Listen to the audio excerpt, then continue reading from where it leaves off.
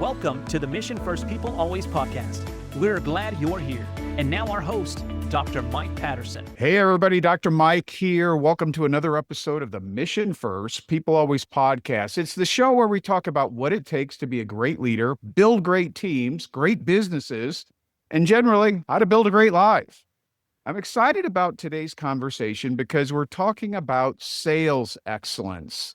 And that's a world where I spent a good part of my early career. And before anyone curls up their nose and says, "Oh, I don't like sales. I don't like sleazy salespeople," think again, my friends, because everybody sells.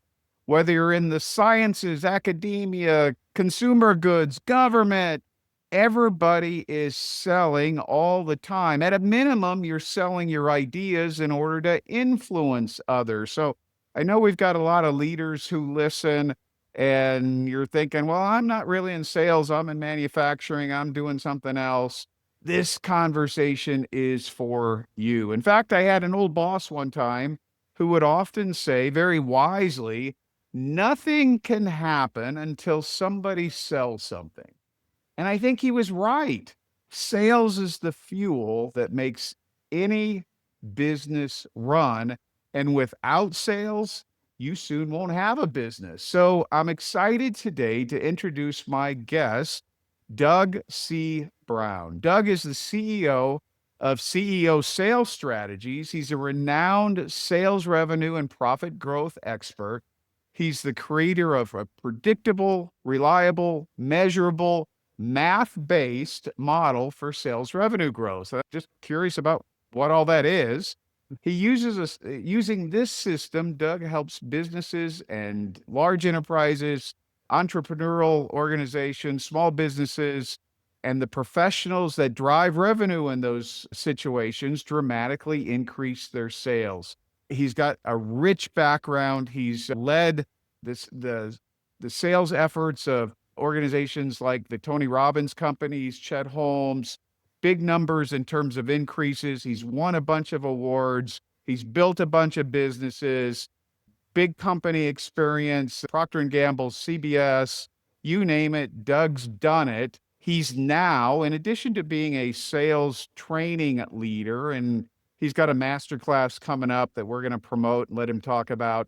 But his newest venture is building software that helps increase sales revenue. So like everyone else, he's incorporating technology to make us better. So for a very long time, Doug's been sharing his knowledge and helping people and organizations grow through simple, effective steps. So, ladies and gentlemen, without further ado, let me welcome Doug to our show. Doug, it's great to have you on the Mission First People Always podcast. Mike, thanks for having me here. I'm so grateful. You know, it's funny when you were reading that, I was like, geez, thank goodness somebody wrote that. It makes me sound a little important. I appreciate it. Well, I trust that you're going to bring us some important ideas today and ideas that will be valuable to the audience. I just read your bio, Doug. And yeah, somebody wrote it for you. They provided it to me and I just went through it. But I always like to get to know the guest a little bit and invite the audience to get to know the guest a little bit. What makes you so passionate about this world of sales? You know, it started somewhere. What was this genesis point for you where you said, man, this is it for me and I want to learn it, master it, be great at it? What was that moment for you? It was when I was 5.5 years old. I remember it. Yeah.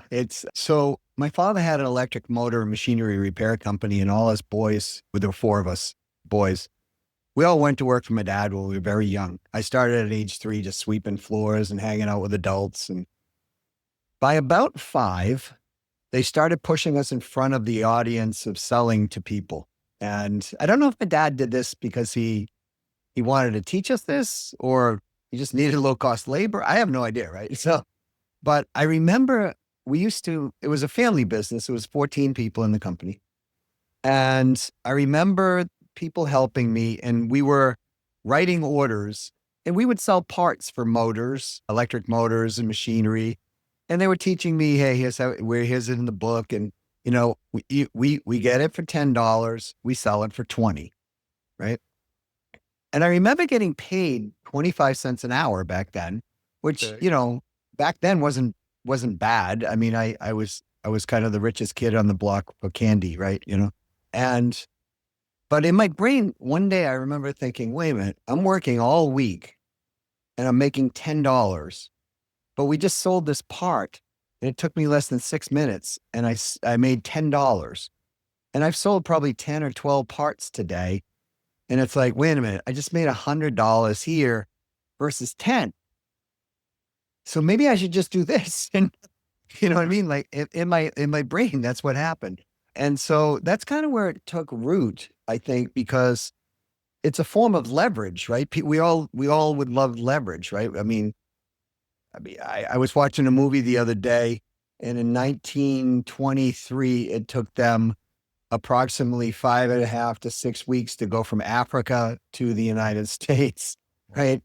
To get there. Well, now you can jump a plane and gain leverage and be there in the same day, right? So that's what sales does for people. It gives them leverage in their time, it gives them leverage in their income, it gives them leverage in their relationships. You had mentioned sleazy salespeople, Mike. I don't like them either. That's unfortunately in every profession. There's people who are sleazy in every profession.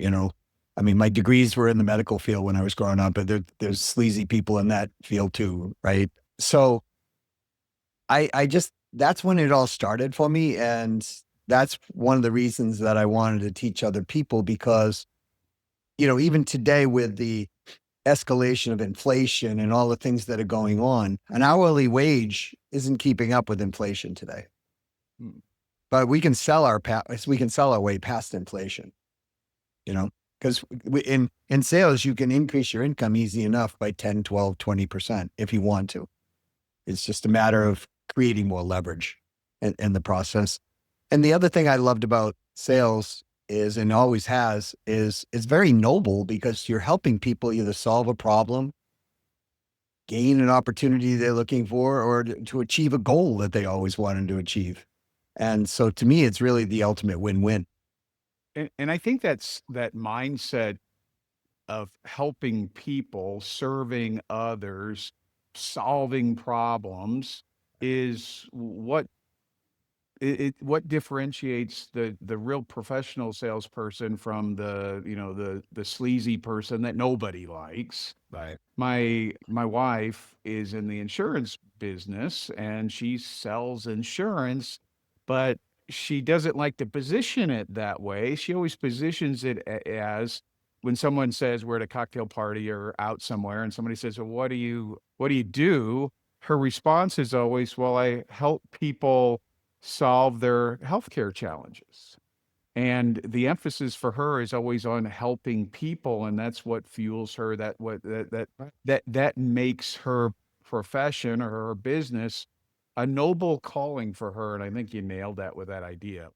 So let's jump into some of the things you teach people. And in a couple of weeks, I think it's the 29th, if I'm not mistaken, you've got a master class that's coming up where you're going to dive a lot deeper into all this. And we're going to let people decide whether this, after what they hear, the teaser they're going to hear today, whether they want to jump into that master class. But let's get into it. So follow up.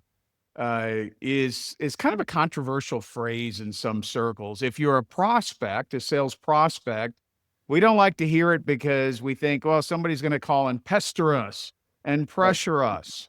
Right. If you're the salesperson, sometimes you don't want to hear it because it sounds like extra work that may not lead to a good outcome, but you contend that it's an essential part of the selling process and not just selling, it's a leadership practice. So, what do you mean by the power of follow up?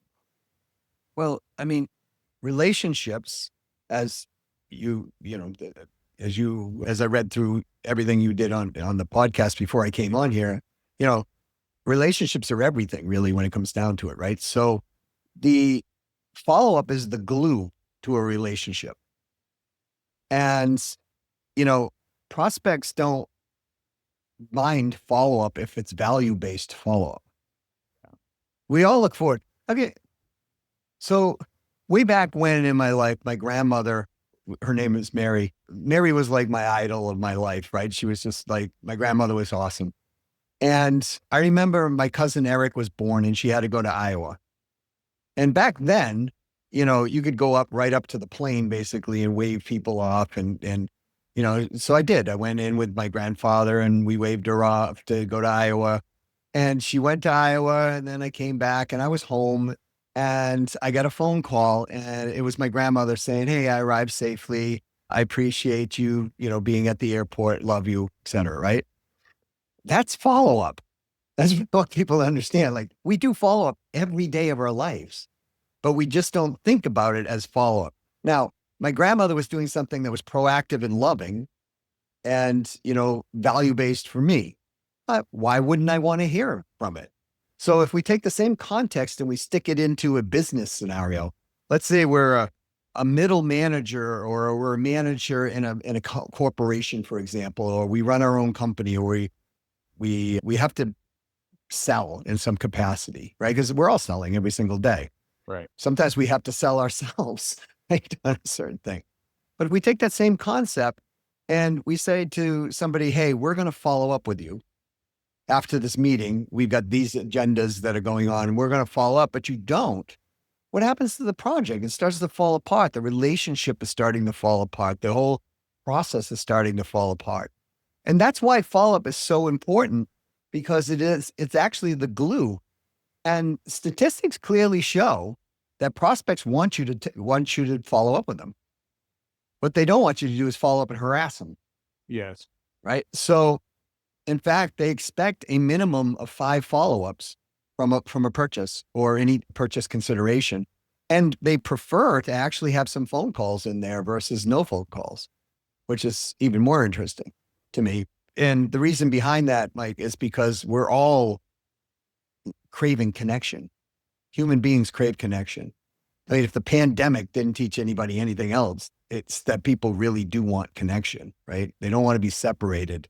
We're just that type of breed of, a being that we want connection. And so, for prospects, it's important. For salespeople, it's the relationship capital. And by the way, it's a common courtesy to follow up.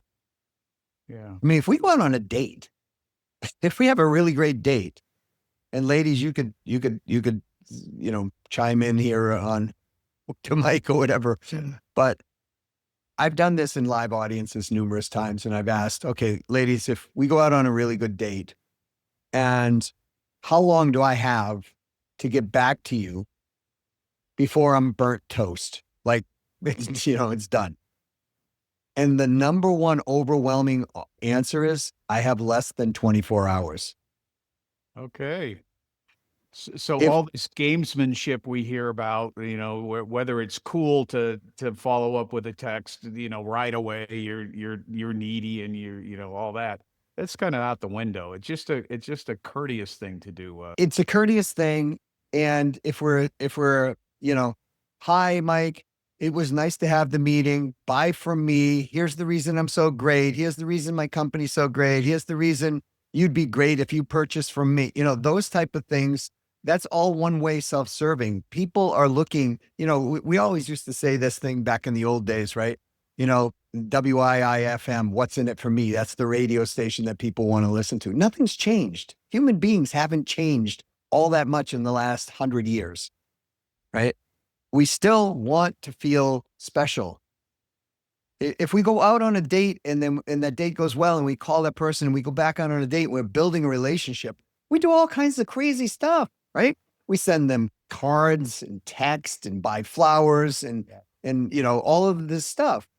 Well, why don't you do that for your business people as well? And I don't necessarily have to buy flowers and you don't have to go for a kiss. But the point being is, it's no different. We're selling to human beings, not to CEOs, CFOs, managers, whatever. Those are titles that are applied to a human being. But human beings have wants, needs, fears, desires.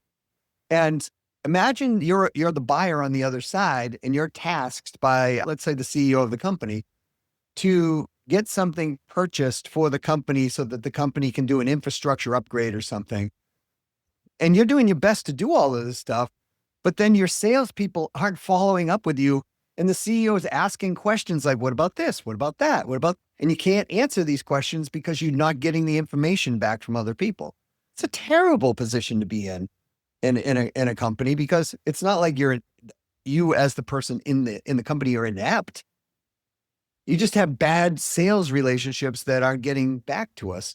And we all experience, I mean, anybody ever call like I don't know, a medical company or an insurance company, like I just went through a hip replacement operation, and my surgeon has called me 5 times, literally over 2 weeks. Yeah. And you feel valued as a result of all those calls. And that's why I'm bringing it up, right? Because I told him yesterday, hey, I've already referred you one person and I'm going to keep referring. Why wouldn't I? Right? Because I'm totally safe in this relationship. When we make a referral, we put our own reputation on the line. And it's all because he cared enough, and he generally does care, to follow up. However, I've called the hospital a couple of times saying, hey, I'm having this issue. I was thinking of taking Flonase, right? Because there's allergies going on. Could you tell me if I should take Flonase? Because I don't want it to interfere with any of the other medications I'm taking. And they go, I don't know. I'll ask somebody. I'll get back to you. And guess what? They don't get back to me. 2 days go by, right? So my love for the hospital itself, my admiration for the hospital is dropping because lack of follow-up. My love and relationship for my physician, the surgeon, has gone through the ceiling, where if, I told him, I said, look, you need me on video, whatever, I'll do whatever at this point, right? So the point of follow-up is it's the glue that builds and binds the relationship. And most people look at it from a sales perspective, oh, it's something else I got to do. Right. So as you referenced, and when we look at it that way, we do more to avoid pain than we do pleasure. I mean, so we're going to avoid it. Part of the reason people feel like that is because they don't have a technology. They don't have a system to make it easy. Yeah. And I know from being, and you were as well in sales, we still are in some capacity. It's an extra thing to do. That's how we view it, because there's really no system set up. And that's really the challenge for it. But if anybody wants to lift their revenue and their sales by 5% plus, just follow up with 3 people a day that you're already sold to. Yeah. You know what I mean? Because the relationship will build again. And then eventually some of these people even have a need right now that we've been neglecting because we haven't been in touch with people. And it just always works into additional business. And follow-up's free. If you really want to know, it's really free, right? So it's one of those things. If you want more, sales, you want more referrals, you want to extend the sale, you want to increase the transactional value, sell in the form of follow-up. So couple of points, and I love what you're saying here. It makes so much sense. First of all, when I knew I was having a sales expert on the show today, I started thinking about how could I incorporate a Glenn Ross reference into the conversation, and I think I discovered it. Alec Baldwin's advice when he was given his big dramatic speech there in that powerful scene was A, B, C, always be closing. In these follow-up conversations, are you really closing or are you just connecting? Do you always need to A, B, C? No. In fact, it's kind of dumb to be seeing all the time, right? Because not everybody's ready to go now, right? And there's a legitimate timing issue sometimes for people. Sometimes people have conditions. For example, I talked to one gentleman one time. He's like, man, I want to invest in what you have. He's like, but I'm going through a bankruptcy and I can't. Yeah. Well, that's a condition. If he invested in the bankruptcy, his bankruptcy would be pulled away, right? And he needed the debt relief at that time. However, a year and a half later, he bought, right? So the the point being is, I don't subscribe to ABC. I subscribe to what I call R-bar, ABBAR, which is always be building a relationship. Okay, there's a good takeaway for us today. Always say it again. AB, always be building a relationship, ABBAR. I love that. And when you put R-bar in play, the closing happens much more naturally. And closing is nothing more than asking a question. Would you like to do this now? That's the closing question, right? And if you've built a relationship and you've built the value based on what they're looking to buy, in other words, people look and they buy for a business return on investment and a personal return on investment combination. If we're hitting all the value points on those two areas, based on the fact of, are they trying to solve a problem? Are they trying to get an opportunity? Are they trying to, get a goal? If we look at those three criteria and base, okay, what's the business return on investment, the personal return on investment in those two, and we're hitting all those value points, the close is the easiest thing in the world. Too many people make so much about closing. We'll give them an alternate choice close. Do you want it on Thursday or would you like to deliver it on Tuesday? Okay, it's not a bad thing, but there's no need to manipulate people. It's just a matter of having genuine conversations that lead to, truthful win-win outcomes. That's selling in its integrity of doing it the right way. So you gave a good example of your client who wanted to buy but couldn't buy in that initial moment because of his business situation, his financial situation. Are there other emotional and psychological reasons that people don't buy right away? Sure. And how do we respect that for them and give them the opportunity to work through what they need to work through to get there? So I'll tell you a quick story. My wife and I still laugh and cringe about this story, but a friend, an acquaintance from our church said, "Hey, I'm starting this new, venture and I'm trying to get some practice with it. Can I bring my manager by your house and I want to show you this cool new thing I'm selling." So we said, "Yeah, you're from our church. Come on over. You're a friend. We want to help you out because we're, good Christian people." And she brought over her manager who had this, really high-end vacuum cleaner. Yeah. He demonstrated it well, good salespeople, and we bought a $3,000 vacuum that we probably didn't need, but we did it. We had a little buyer's remorse.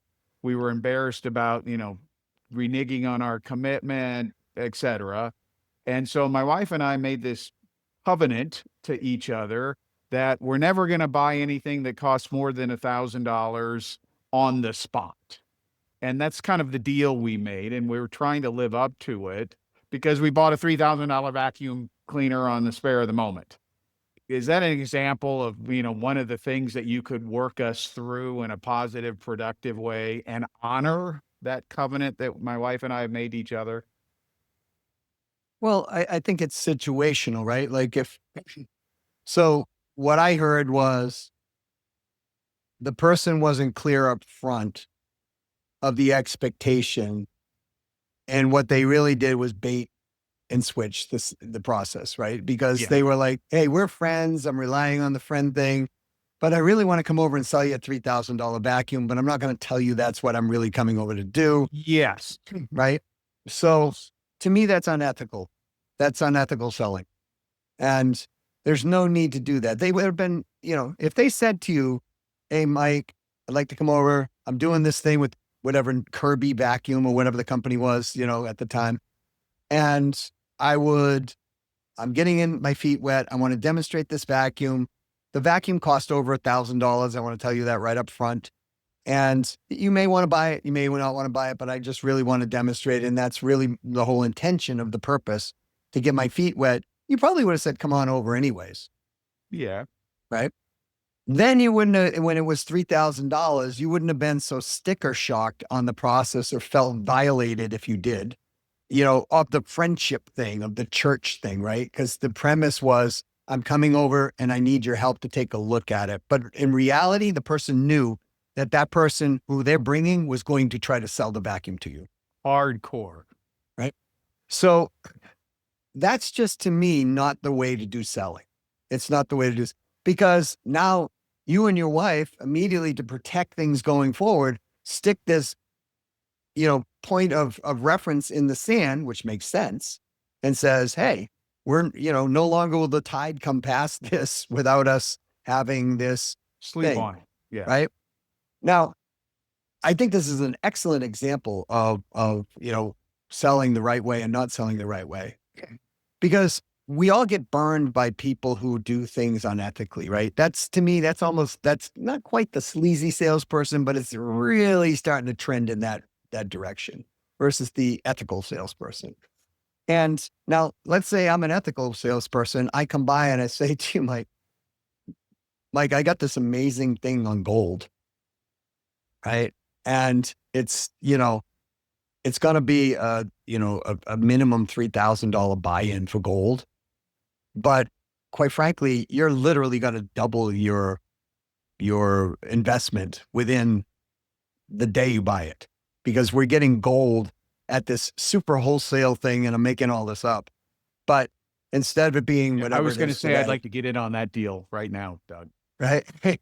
Right. But it's a, $3,000 or $5,000 buy, right? I mean, that type of thing. You may go for it if we have a relationship, but you might also go say, hey, listen, you know what? We're not going to make any type of decision on anything until my wife is present, because that's our deal. Yeah. And now your wife's out on a business vacation or out on a business trip for 3 days, and we've got to do the deal now. So we've kind of it's not going to happen. Right. So I think that you just ran into the unethical sales process.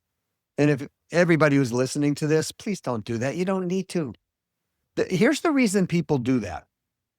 They don't have enough people to talk to. They are not master prospectors. The master prospector will always outsell the master closer. Always. Now, the master prospector who is a master closer will outsell everybody. But if you have to, pick one or the other, go for the person who can develop sales ready, sales qualified leads on a large basis. That person will outsell the best sales talent in the world. And the reason behind that is because they're generating sales ready, sales quality leads consistently, and they have a whole pool of them, and they don't have to get greedy and say, oh, I'm just barely going to make it this month or whatever. And so they're reaching for every little sale that they can get. They can literally disqualify people and go, hey, I've got 10 others in the line right now. This isn't the right fit. I do that, by the way, Mike. I do not sell anything to anyone if I know it's not going to be the right fit. I will walk away because I know I can go generate, 5 more this week and talk to them. Right. So that's the way I would recommend people doing it. The back to the follow-up issue, and I really appreciate the valuing the relationship, honoring the people involved. That's your big message today. That's the theme. But when it comes to follow-up, and yeah, I think you'd acknowledge that some salespeople they miss opportunities because they have inconsistent follow-up. They're really leaving money on the table. Have Sure. you been able to quantify that? We talked, generally I stay away from math on my show, but let's do some math here. What are some of the hidden costs for organizations, for salespeople who are inconsistent, spotty, they don't do good follow-up, or they don't do it well. They're annoying, they're pushy, they're following a script, whatever it is. How can we increase our revenue, put more money in our pocket by doing better follow-up?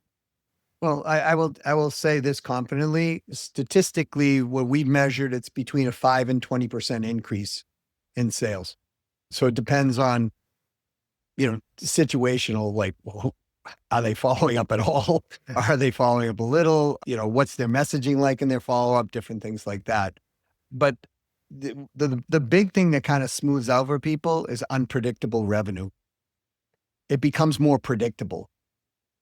So follow-up's not just as I just sold something and now I'm just going to follow up, right? That's just that's like post-sale follow-up, if you will. Follow-up should be threaded throughout the whole customer journey. Talk to somebody, should be some follow-up. Somebody inquires in on a website, should be some follow-up. We talk to them, follow-up. We, each step in each stage of the customer journey, we follow up. They invested with us, we follow up. They didn't invest with us, we're following up, right? We're staying in touch, building relationships, because here's the thing. People will buy on a buying frequency. Statistically, what I've seen, they will buy one time and then they will buy 25% of them will buy again. If you freaking follow up. Sorry for the, if you don't follow up, they don't buy again. Yeah, so you're out of sight, out of mind. Yeah. Because even if they know you, they tend, well, I'll illustrate it this way. This is a perfect example. This is going on in my life right now. You and I were talking about, the cost of housing and everything else, right? And we've thought, well, maybe we'll sell this house. And, we only got into this house a couple of years ago. We bought it actually I'm a veteran and there was a veteran that was losing and we wanted to bail out the veteran. So we helped out and glad we did it. But it's not our ideal house. We're here and we're like, oh, maybe we're going to sell it. Now, I have a really good friend who I've had for, 12 years working with me in real estate. Something happened in their life and they haven't been in contact over the last, say, 3 years like they used to be. Like we used to talk every quarter, every month and a half or whatever. And we would just have friendly conversations. Well, since I bought this house, there's been another realtor and he's called me faithfully every 3 months. He's like, listen, I'm sure you're not ready to sell your house right now. You just moved into the house, blah, blah, blah. I just want to let you know, I work your neighborhood. I am your guy. When you're ready, I'm going to be here. It's that type of thing. And then he'll call me and he'll build upon the conversation. He'll go, Doug, you remember the last time we talked, you were talking about your daughters. And I was just wondering how Rebecca's doing, how Jacqueline's doing, et cetera. And he's building a relationship. He's doing this every 3 months. Now I have a relationship of almost, 14 years-ish that I always do real estate transactions with this person. But this guy has been calling me faithfully for over 2 years now. The other person I haven't talked to, I think last time, maybe 8 months ago now. So what's happening is the relationship with this new gentleman is starting to grow to the point where in my brain, I'm going, if I put this house up for sale, who am I actually going to call? The one who's diligently been in my space for 2.5 years now, or the one who's been pulling out of my space for these years? And the answer is, I'm going to call him. Yeah. Yeah. And you'd feel guilty if you didn't because he's doing the work. Right. But he's building the relationship, right? And then that's the thing. And what people think all the time is, oh, well, I know Sally, I know, Josiah, I know whoever, and they know me. They'll call me when they're ready. Not necessarily, right? It's like, if you keep the relationship strong and top of mind, then they will. This is why advertisers spend billions collectively, multiple billions of dollars, putting their name out in the media constantly, right? Because, if you're thinking of, saving on your health and saving on your insurance, like your wife, right? As an insurance business, right? Branding starts to come to mind. Like, oh, I got to get car insurance, for example, right? We don't think, unless we have the relationship maybe with your wife and she sold auto insurance versus health as well. we wouldn't think of that normally. We would think, oh, Geico, Progressive, something that's all blanketed over the television, maybe the General if I really want to have cheap car insurance, right? But if I'm going to be dealing with health insurance and I had a relationship like with your wife, I would call her because I have that familiarity and I have that trust built in because we would have built a relationship over time. However, if I don't have that, this is where the advertisers are constantly following up and staying in our space. So we're going to go, okay, who's there? Well, Anthem, Blue Cross Blue Shield, they advertise. I see their signs. United Health is here, et cetera, right? But there are a lot of other insurance companies that we could go to that we don't even know they exist. So imagine if someone stays in touch, just like the advertisers do, they're going to be top of mind aware, no matter what the product or service offer is. I have actually a gentleman and his son out of California. I had been following up just because I like them and I do this, I stay in touch. Every 2 or 3 months, I'd call them and I'd just say, hey, how you doing? These were previous clients. And long story short, I was coming to your neck of the woods in the Los Angeles area. And I called them and I said, hey guys, I'm going to be there. I'd love to buy you lunch, And they said, sure, go out to lunch. Don't mention a business because I wasn't even thinking of business. I just like these people. We go out to lunch and they start asking me, some questions. And I said, geez, guys, you should build an agency program in your company. You guys are ripe for this now. This is what I recommend. And they said, well, how do you do it? And I said, well, here's how you do it as a top level overview. I said, look, call me anytime. I'll help you. And they did. They called back a couple of days later and they said, we thought about this. I said, great. Well, what would you like to know? It's free. Right. And they said, no, we want to hire you. Wow. And I said, what do you mean? And so they told me, they said, we want you to help us build this out. They paid me almost $200,000 for that, Mike. Wow. That's follow-up. NASCAR is one of my brand clients that I had. It took me 2 years to actually a follow-up to get through the door with NASCAR. So every single month, diligent, building relationships. Good. And if we do that, imagine if we did this internally within a company, everybody was like communicating with everybody and just following up and, we're all like when we're at a company or something, right? And people recognize, oh, it's your birthday today, right? And they follow up or whatever. Yeah. But, don't you just love that person that's always like, every once in a while, they're like walking by and they're going, hey, how's your mom doing? Whatever, right? That's follow-up. We should do the same thing in business, but put it in a business context.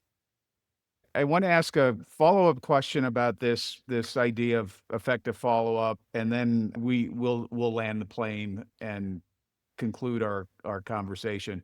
So I love the relationship building approach that you've built into your follow-up, just the mindset of follow-up. I think that's critical. From a practical perspective, it seems like your examples have almost all been picking up the phone, taking people to lunch, very conversational.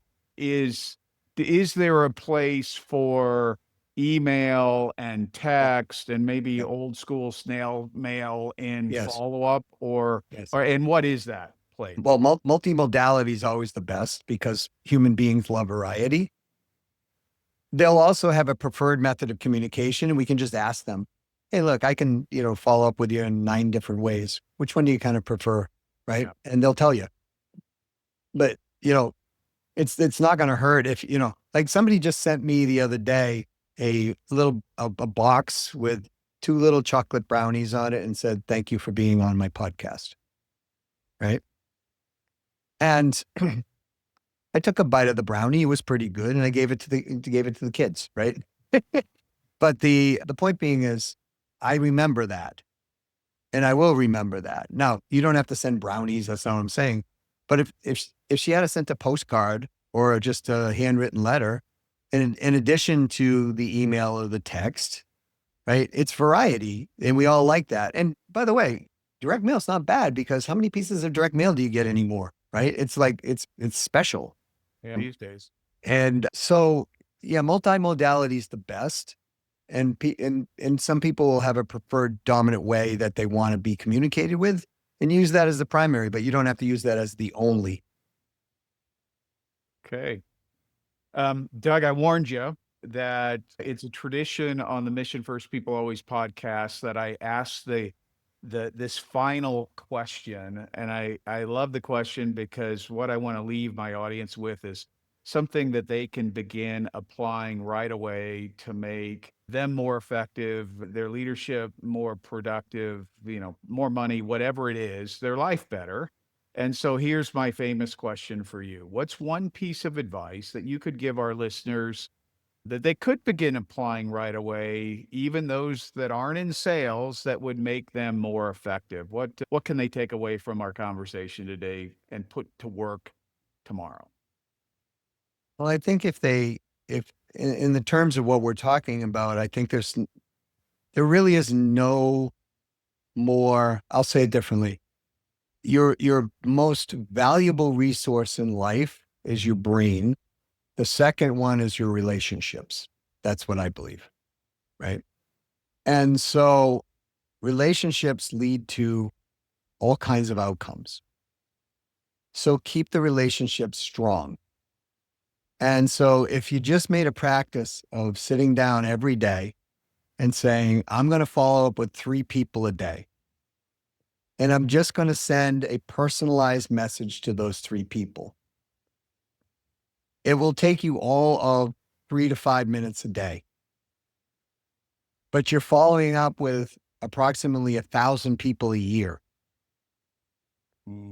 Just do that and watch what happens. Now, maybe you don't have 1,000 people to communicate with. That's even better. Maybe you have 200. Well, if you follow up with them and then you run into you got no one left, go back to the first one and send something else, right? Let people know you're there and that you care, and watch what happens, because magical things happen because there's relationship capital all over the place that people don't realize is happening until you actually get in touch with somebody. And I will say this just happened to me. It's a gentleman I know. He actually specializes in AI technologies for sales. And I, reached out to him and he said, you know what? I was thinking about you, but I didn't get back in touch with you. I'm glad you got back in touch with me.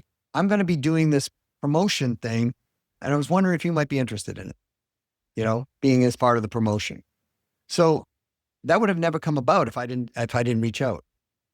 And so it's not because he doesn't like me or care. He's just busy like everybody else in life. And maybe 3-4 months from now, he might have contacted me, but I happen to do it right now.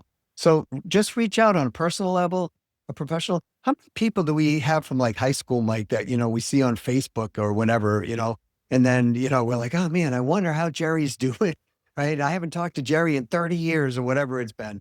Right? And then you reach out to Jerry and he's like, hey dude, how you doing? Right. And it's like, well, man, could you have had a great relationship with Jerry for the last 30 years? Yeah. If you had a system for it. Yeah, Doug, you're saying stuff that's absolutely true. I just had that experience. Gosh, it was a couple 3 months ago. A guy that I was really close to, bunch of years ago. We hadn't talked in 15 years probably, and he reached out to me via LinkedIn, Mhm. in this case. And we got on the phone together, caught up, had a wonderful conversation. We, agreed to get together, the next time he's in California, that sort of thing. And actually, over the last couple 3 years, there's probably been half dozen of those kind of situations that have come up for me that just made me feel really good Right. about those people, about myself, the wonderful recollections about, good times in the past. I don't know if it'll lead to business, but it's reconnecting in such a wonderful, encouraging, invigorating sort of way that was really cool. So I'm on board. Doug, thank you for being a great guest on the Mission First People Always podcast. I love this theme that you've been building on throughout the episode around it's all about relationships, keep relationships strong, follow up to nurture the relationship. You know, everything you've said is something that I am aligned with. And so Thanks for your contributions to, making us better people. To my audience, thanks for being here. I'm so grateful for those faithful listeners and those who are just finding us. Hit like, subscribe, whatever you do to remind yourself to come back. And until next time, be a great leader, build a great team, and be a good person. God bless everyone. Until next time. Thanks for listening. We hope you enjoyed today's episode. If you want to create a stronger, more people-centric and empowered culture for your organization, visit drmikepatterson.com.